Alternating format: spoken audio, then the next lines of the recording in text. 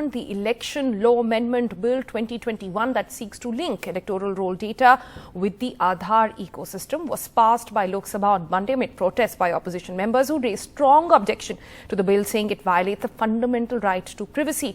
It was passed by voice vote after a brief discussion, and during the discussion, some opposition members even demanded that the electoral reform bill be referred to the parliamentary committee and the panel for scrutiny. The government had none of it. Today, the bill was indeed listed in Rajya Sabha as well. ये कानून बनाने के पहले वर्षों तक election commission ने इसके ऊपर चर्चा की है। भूपेंद्र यादव जी की अध्यक्षता में स्टैंडिंग कमेटी में इसमें अलग अलग विषयों के ऊपर चर्चा हुई है। विपक्ष क्या ये चाहता है कि युवा युवतियों के साथ अन्याय हो, वो 18 साल के हो जाए पर 1 वर्ष तक रुकना पड़े उनको रजिस्टर करने के लिए? क्या वो चाहते हैं कि इस देश में अगर एक इलेक्टोरल रोल में सभी की आइडेंटिटी आ जाए और वो सीक्रेट रहेगी, वो तो इलेक्शन कमीशन के पास रहेगी, पर डुप्लीकेशन साफ सफाई हो जाएगी? क्या वो चाहते हैं वो नहीं हो? क्या इनकी मंशा किसी प्रकार से इलेक्शन प्रोसेस में गलत काम करने की है?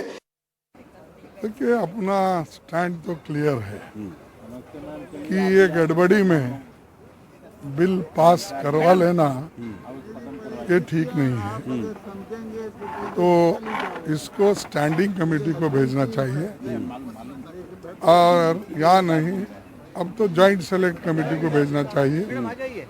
अगर जॉइंट सेलेक्ट कमेटी को भेजे या सेलेक्ट कमेटी को भेजे तो जो स्टेक होल्डर्स हैं, एनजीओज हैं, एडवोकेट्स हैं और सिटीजन्स के हकूक के लड़ने वाले लोग हैं और आधार कार्ड के जो डिफेक्ट है उसके साथ ये जो अगर जोड़ दिया गया तो उसका नुकसान किस किस लोगों को होगा और खास करके गरीब लोगों को।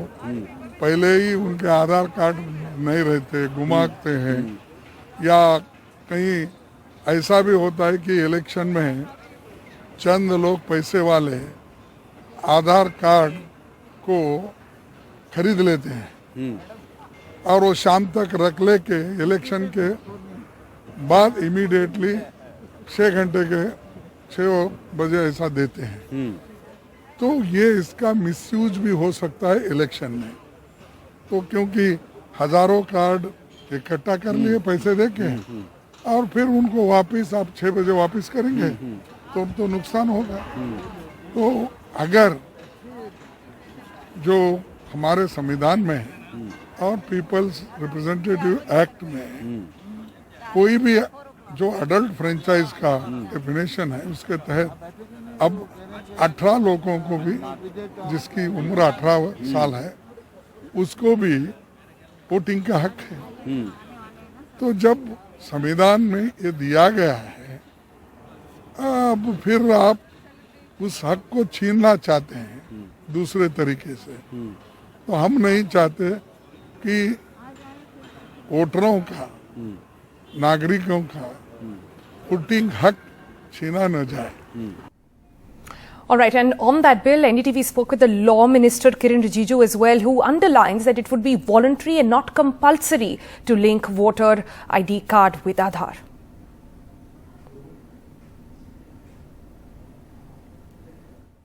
काफ़ी हंगामे के बीच आपने बिल को पारित कराया। बहुत सारे सवाल उसमें सांसद अब भी उठा रहे हैं, विपक्ष के सांसद। सरकार का क्या रुख है इस पर? क्यों आपको लगता है ये बिल महत्वपूर्ण है? देखिए, इलेक्शन को साफ रखना, इलेक्शन प्रोसेस को चुरुस्त दुरुस्त करना, ये तो सबके लिए एक प्राथमिकता बनना चाहिए। और जब हम कहते हैं कि हम एक लोकतांत्रिक देश है, तो लोकतांत्रिक देश में चुनावी प्रक्रिया बहुत महत्वपूर्ण होता है और चुनावी प्रक्रिया साफ हो, सही हो, इसके लिए जो भी व्यवस्था करना चाहिए, इलेक्शन कमीशन के साथ बातचीत करके कानून बनाना ये हमारा जिम्मेदारी है।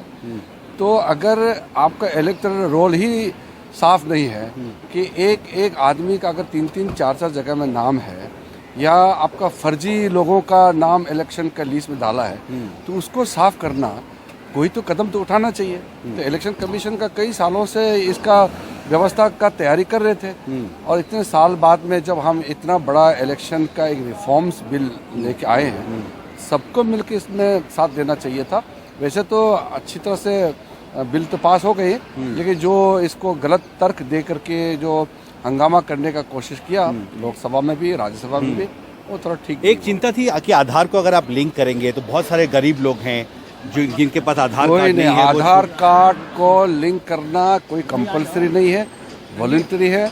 और इससे इलेक्शन का जो प्रोसेस है, इसमें आधार का कार्ड अगर नहीं भी दे सकते हैं तो भी आपको डिलीशन करने का कोई संभावना नहीं है। जिसके पास नहीं है वो भी वोटिंग कर सकता है इस वोटर- कानून लागू होने के बाद भी। आप इस देश का नागरिक हैं, 18 साल पार हो गए हैं तो आप वोटर हैं। हमसे बात करने के लिए शुक्रिया।